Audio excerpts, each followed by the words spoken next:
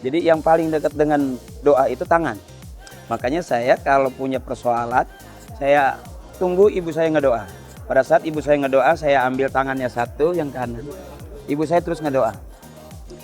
Jadi ibu nangis, saya ikut nangis. Karena saya punya prinsip, ikhlasnya orang tua pasti mendatangkan ridhonya Allah.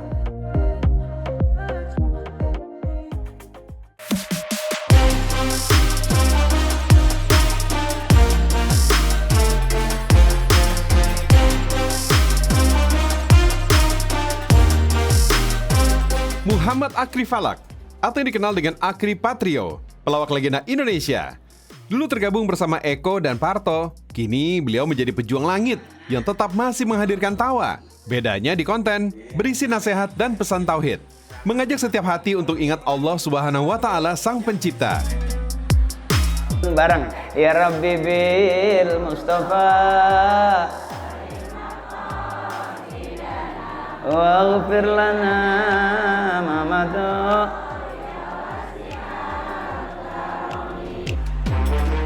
Ya, Akri kini meniti hidup untuk mencari ridha Allah Subhanahu wa Ta'ala sebagai pendakwah.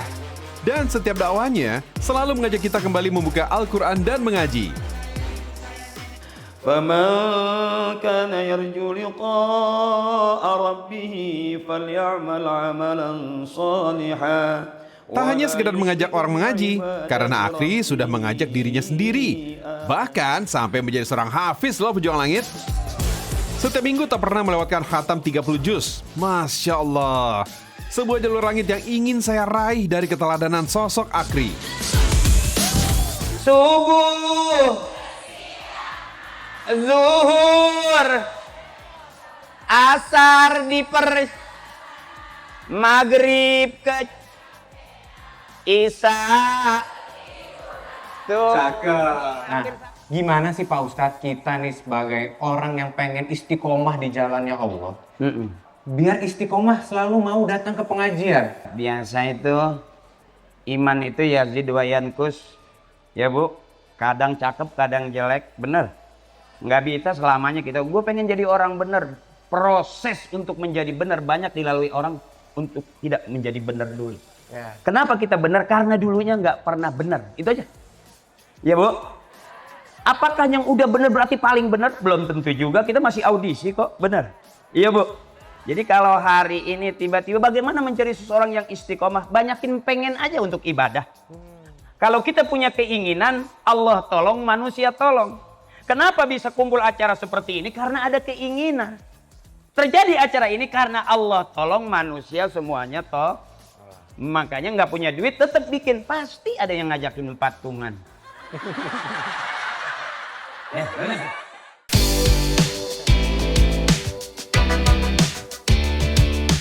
Pejuang langit, sudah belasan tahun Akri fokus safari dakwah. Dari masjid ke masjid, kampung ke kampung, mewakafkan dirinya sepenuhnya untuk menyampaikan kalam Allah. Namun, cara Akri dalam berdakwah tetap seperti jati dirinya di dunia entertain, menghibur, dan membuat setiap orang tertawa. Ini keadilan Allah nih, Naf. Ya. Allah tuh adil. Kita kadang-kadang bisa paling benar kalau di tengah-tengah orang nggak benar. Betul. Kadang-kadang kita paling kaya kalau di tengah-tengah orang miskin. Ya. Adil Allah. Kita bisa jadi orang miskin kalau di tengah-tengah orang kaya. Saya paling jelek kalau di tengah-tengah orang tapi saya paling ganteng kalau di tengah-tengah orang.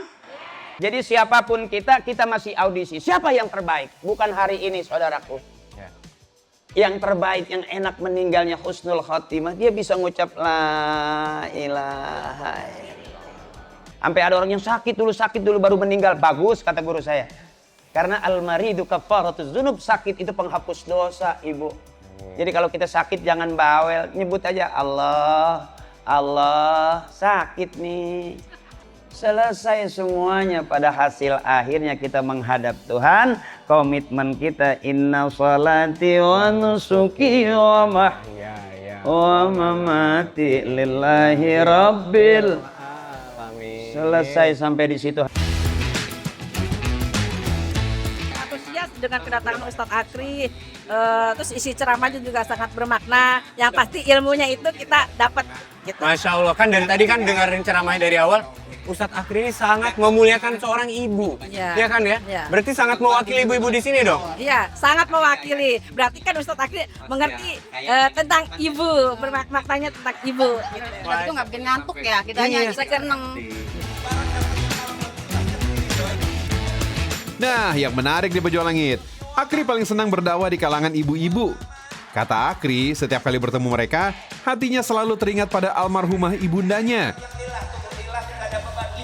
Membuat mereka bisa ketawa dan bahagia, seperti kebahagiaan untuk sang ibunya. Ibu itu ikhlas, maka bakal mendatangkan ridhonya Allah. Ikhlasnya seorang ibu itu pasti mendatangkan ridhonya Allah. Jadi kenapa saya punya cara yang biasanya orang cuci kaki ibu gitu. Iya. Saya merasa satu yang pertama, yang paling dekat dengan mulut adalah doa. Jadi yang paling dekat dengan doa itu tangan. Makanya saya kalau punya persoalan, saya tunggu ibu saya ngedoa. Pada saat ibu saya ngedoa, saya ambil tangannya satu yang kanan. Ibu saya terus ngedoa. Jadi ibu nangis, saya ikut nangis. Karena saya punya prinsip, ikhlasnya orang tua pasti mendatangkan ridhonya Allah. Karena wasilahnya kita ada di dunia ini karena lahirnya dari ibu kita. Makanya orang bilang keramat berjalan kalau masih hidup. Ya kan gitu, orang tua. Masya Allah, bakti Akri kepada sang ibu menjadi jalan berkah hidupnya saat ini. Ia selalu meminta doa sang bunda. Amalan rutinnya ini kini tak lagi bisa dilakukan sejak sang ibunda meninggal dunia pada tahun 2022 lalu. Akri sadar betul, meski telah meninggal, bukan berarti bakti pada sang bunda telah usai. Justru setelah orang tua meninggal, kebaktian itu sangat dibutuhkan. Karena bakti anak itulah yang jadi amalan berjalan bagi orang tua yang sudah tiada. Rasulullah SAW bersabda, jika seorang anak Adam meninggal, maka terputuslah amalnya. Kecuali 3 hal, sedekah jariah, ilmu yang bermanfaat, dan anak saleh yang mendoakannya. Makanya, setiap malam ataupun setiap kali rindu pada sang ibu atau almarhum ayah, Akri selalu membacakan doa-doa untuk mereka. Kata guru saya, kebaktian seperti itulah yang memang paling diharapkan orang yang telah meninggal dunia terhadap anaknya. Dan seperti itu pula, Rasulullah SAW mengajarkan umatnya. Ketika seseorang bertanya pada Rasulullah SAW, bagaimana cara dia berbakti jika orang tua telah meninggal dunia? Rasulullah SAW bersabda, mendoakan keduanya, meminta ampunan untuk keduanya, memenuhi janji keduanya setelah meninggal dunia, menyambung silaturahim yang tidak tersambung kecuali dengan keduanya, dan memuliakan teman keduanya. Dan maaf saya kasih bocoran boleh? Boleh, Pak Kalau Ustadz. saya membaca Yasin yang mungkin ada sebagian orang pakai, ada yang enggak. Pada saat di kalimat salamun qawlan mir rabbir rahim, salamun qawlan mir rabbir rahim, saya berbanyak itu salamun qawlan mir rabbir rahim bacaan itu. Sebelum menyambung ke wamtazul yauma ayyuhal mujrimun, salamun qawlan, saya berhenti. Sehingga saya bilang sama Allah, ya Allah, ampuni dosa ibu saya, ampuni dosa bapak saya. Baguskan kuburnya dengan cahaya surga, dengan syafaat Rasulullah gitu. Setelah saya mendoakan ibu, baru saya bilang, ya Allah, kabulkan doa ibu saya buat saya. Karena saya merasa doa saya itu nggak ada apa-apanya. Qabuli doa abina wa umina ya Allah. Selesai. Sampai sekarang saya bawa ceramah pun, saya melihat bahwa ini ibu saya. Dan saya bicara kepada ibu-ibu, berarti ini ibu-ibu saya. Sehingga pada saat saya bicara, itu ibu-ibu antusias melihat saya. Dari hati akan sampai ke hati. Itu kuncinya. Masya Allah. Pejuang Langit menjadi seorang pendakwah adalah impian sang ibunda. Maka tak heran Akri sangat senang dan bahagia menjalani hidup di jalan dakwah. Bahkan Pejuang Langit, ada satu momen yang membuat saya kagum. Di hari ibundanya meninggal dunia, Akri tak membatalkan jadwal dakwahnya karena janji jadwal sudah dibuat. Apakah dia kemudian sudah di alam kubur, kemudian kita menjauhi? Ingat, anak yang paling pelit sama ibu, pada saat dia berdoa, dia tidak mendoakan ibunya. Dia hanya berdoa untuk dirinya.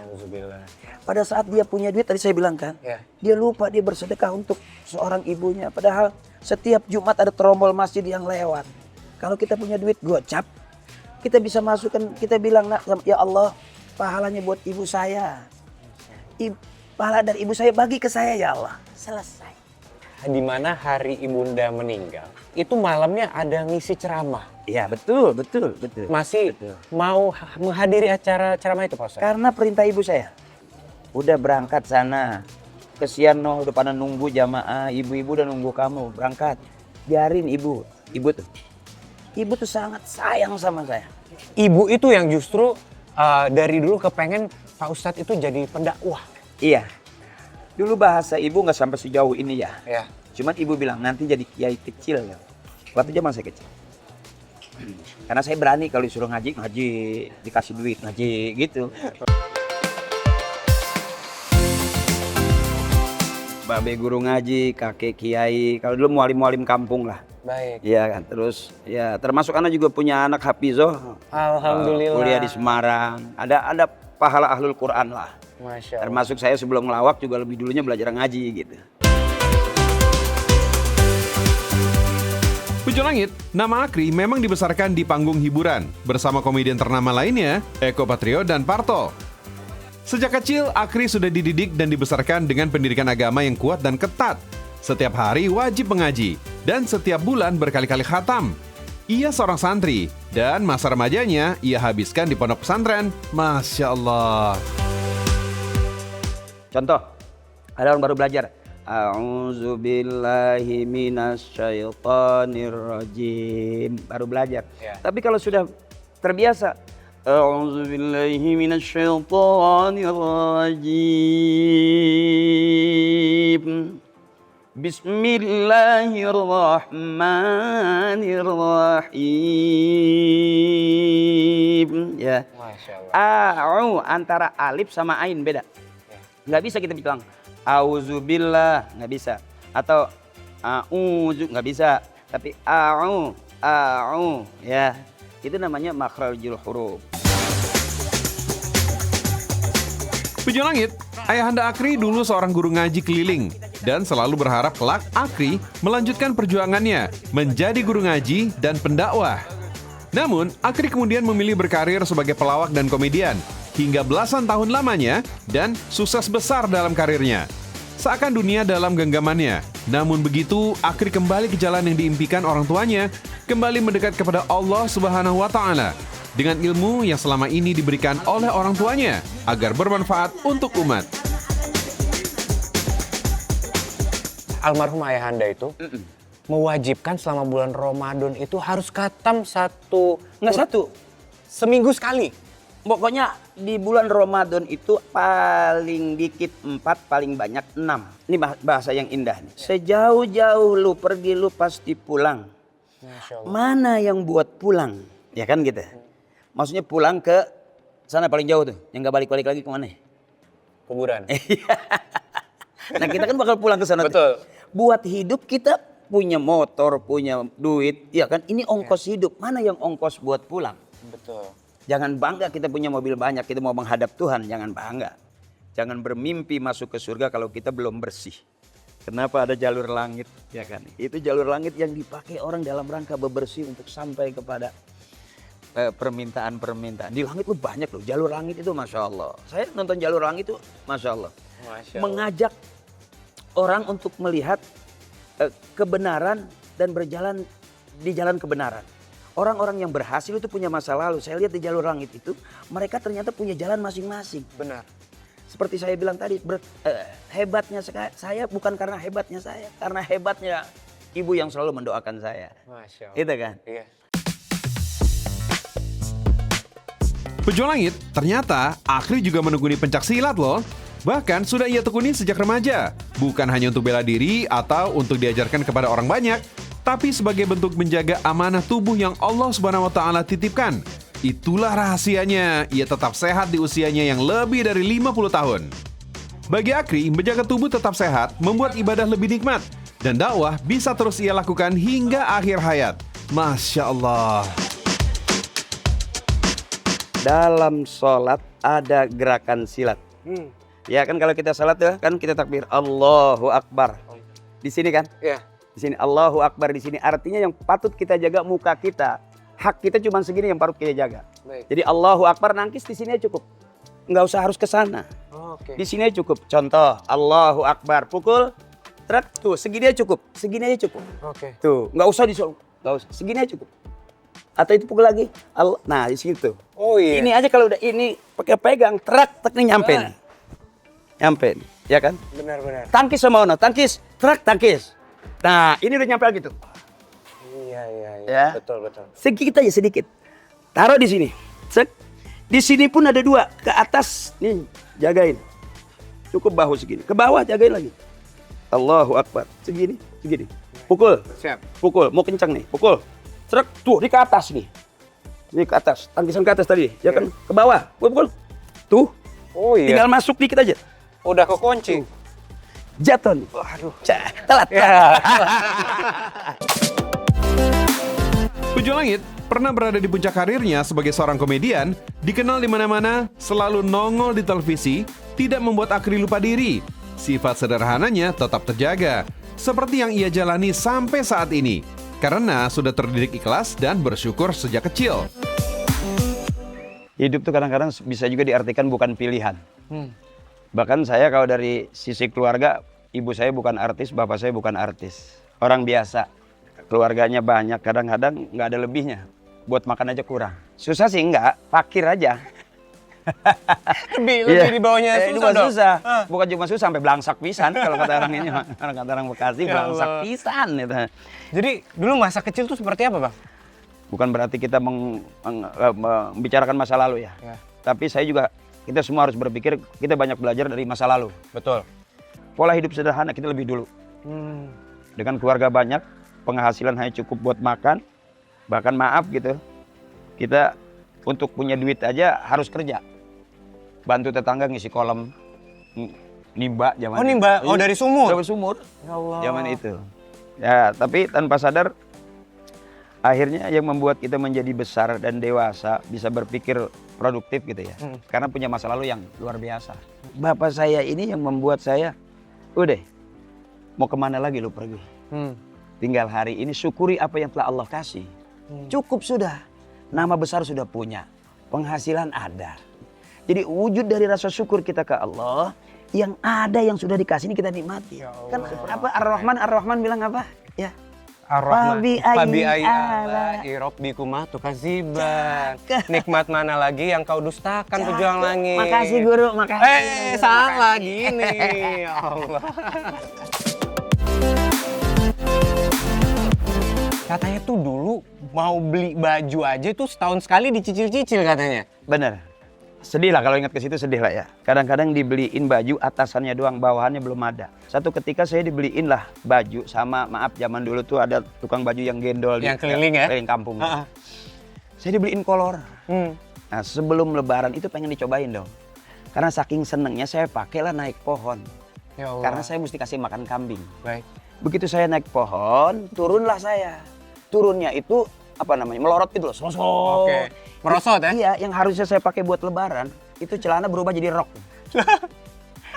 Jadi jahitan tengahnya robek. Oh ya Allah. Akhirnya Ya jadi Allah. rok.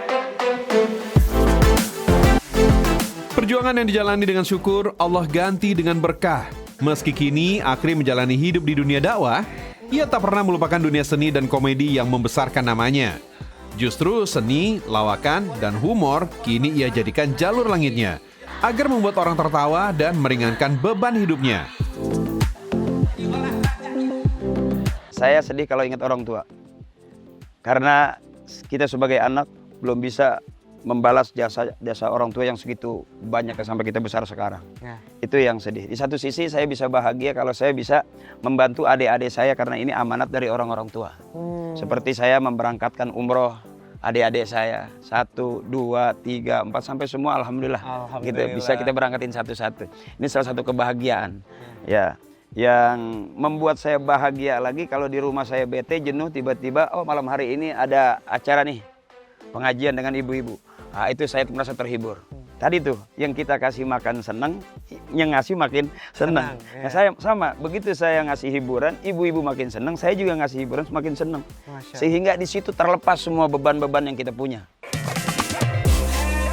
Saya teringat dikatakan guru saya, menghibur dan membuat orang tersenyum dengan cara yang baik adalah amal yang dicintai Allah Subhanahu wa Ta'ala. Masya Allah. Rasulullah SAW bersabda, amal yang paling dicintai Allah adalah kebahagiaan yang engkau masukkan ke dalam hati seorang muslim. Dan ternyata bahagia itu nggak harus punya mobil mewah, enggak. Saya melihat kebahagiaan itu ringan. Ibu-ibu mau berangkat ngaji, terus dia naik mobil odong-odong, rombongan ya. Karena odong-odong itu nggak ada kacanya kan. Betul. Itu tangannya keluar. Hai, hai. Itu kebahagiaan yang menurut saya mahal. Sementara orang yang naik Alphard nggak berani buka kaca kemudian say hello sama orang. Betul. Jadi bahagia itu nggak mahal sebetulnya. Sebelum orang tua meninggal dua-duanya, Bang, mereka udah sempat belum menyaksikan kesuksesan Abang? Masya Allah, Alhamdulillah sudah. Bahkan saya jadikan tempat curhatnya saya, ibu bapak saya. Sehingga satu ketika saya sama ibu tuh kalau cerita senang nangis. Ya Allah. Cerita susah nangis. Ibu bapak bertiga nih. Kita cerita zaman susah. Itu sedih, nangis. Cerita kita senang, bisa begini, bisa makan ini, bisa punya ini, bisa punya itu. Nangis lagi saya. Baik. Artinya sama-sama kita mensyukuri bahwa karunia Allah tuh begitu besar. Ibu saya nggak pernah bermimpi punya anak dikenal orang. Ya. Sampai satu ketika bapak saya bahagianya ringan. Gue nggak tahu lu mau jadi apapun, kata dia. Ya. Tapi begitu hari ini bayar listrik, saya yang bayar. Jadi sampai hari ini rasanya nggak ada yang istimewa dalam hidup saya. Keistimewaan saya itu pada saat saya kumpul dengan bapak saya, ibu saya. Karena apa? Kita nggak nyangka bakal hidup seperti ini. Tujuh Langit menjadi pendakwah bagi Akri adalah jalan kembali, seperti yang diinginkan orang tuanya. Dan kini, cita-cita besar dan mulia itu ia wariskan ke anak-anaknya. Anak-anaknya menjadi hafiz dan hafizah. Rezeki dari jalan dakwah pun tak pernah putus. Ia terus berusaha tetap istiqomah di jalur hidupnya. Dan Alhamdulillah, ilmu dan didikan sejak kecil lah yang menjaganya tetap istiqomah di jalan Allah Subhanahu wa Ta'ala. Ada satu bahasa yang indah, birru aba'akum tabirrukum abna'ukum. Siapa orang yang berbakti kepada ibu bapaknya, nanti dia bakal punya anak, bakal berbakti kepadanya. Kata kiai saya, kalau pengen punya anak bisa ngaji, ibu bapaknya kudu ngaji. Wah, Kalau pengen punya anak rajin ke masjid, ibu bapaknya kudu rajin ke masjid. siap. Termasuk pengen punya anak soleh, itu ibu bapaknya kudu soleh. Wah, Masya Allah. Karena anak itu cenderung ngikut daripada nurut, ya kan? Betul. Anak ya kan? Tinggal lihat aja bapak mau sering kemana nih. Ya. Banyak yang nanya, Mm-mm. kok Bang Akri jarang ngelawak lagi di TV? Waduh, Karena terkesan kayak sekarang tuh malah lebih seneng dakwah ketimbang ngelawak. anggap pada orang saya udah hijrah banget gitu. Nah iya, kenyataannya seperti apa? Wah, saya masih kangen banget sama ngelawak. Saya sampai lagi kalau ketemu Parto, ketemu Eko, saya masih berharap gitu ada satu program lawakan yang kita mesti bisa, ya kangen-kangenan lah gitu. Baik. Karena kemarin saya merasa ternyata menjadi orang yang suka menyenangkan hati orang lain itu berasa banget ibadah. Baik, Bahkan kita bisa membuat orang tersenyum aja udah cakep gitu. betul. Sampai ada bahasa yang indah, tabassumuka fi wajhi akhika shadaqah. Ya kan? Senyum di depan saudaramu itu sedekah. Masya Allah. Jadi sampai sekarang ternyata humoris itu bisa jadi religius juga sebetulnya. قل لو كان البحر مدادا لكلمات ربي لنفد البحر قبل أن تنفد كلمات ربي ولو جئنا بمثله مددا. Tujuh Langit tak hanya memberikan kebahagiaan, ilmu agama, dan ajakan mengaji. Akri juga selalu membantu orang sekitarnya meraih ridho dan rezeki Allah Subhanahu wa Ta'ala. Mengangkat orang biasa menjadi sosok yang dikenal. Banyak nama-nama besar hari ini yang tumbuh dari bimbingan seorang Akri. Saya ngikut beliau awalnya dulu bawa-bawain sendal beliau, kebutuhan beliau syuting. Kesini-sini kemana beliau ceramah kita ngikut. Bahkan alhamdulillah sekarang dikasih kepercayaan untuk pegang agenda jadwalnya. Masya Allah. Jadi sambil kita mahabbah sama guru, sambil kita juga nyari ilmu, sambil kita juga ada sedikit buat bekal ke rumah ibu-ibu lah gitu. Oh baik. Iya. Berarti memang selama 17 tahun itu udah banyak dong ilmu-ilmu yang didapat dari Ustadz Akri. Kita tahu ilmu panggung kayak gimana, terus juga cara ngehidupin suasana kayak gimana. Kalau beliau kan emang lebih ke tontonan, tuntunan hiburan ya. Ya. Jadi kita belajar untuk secara entertainnya memang dari pengalaman ngelihat beliau gitu.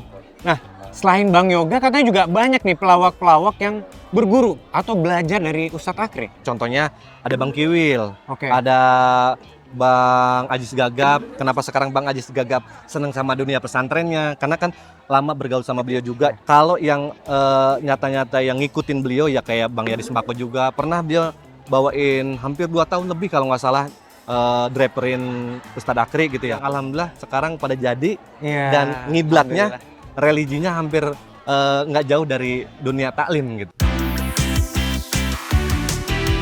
Kadang jalan menuju ridho Allah itu justru tampak paling sederhana.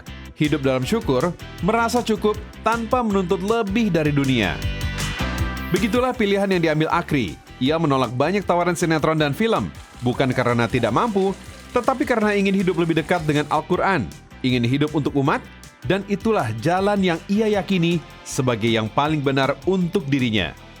Di balik sosoknya yang sering terlihat nyeleneh sebagai pelawak, ternyata ada jalur langit yang terus ia kejar, langkah-langkah kecil yang ia jaga, agar suatu hari Allah menutup hidupnya dengan husnul khotimah. Sedang kehidupan akhirat adalah lebih baik dan lebih kekal.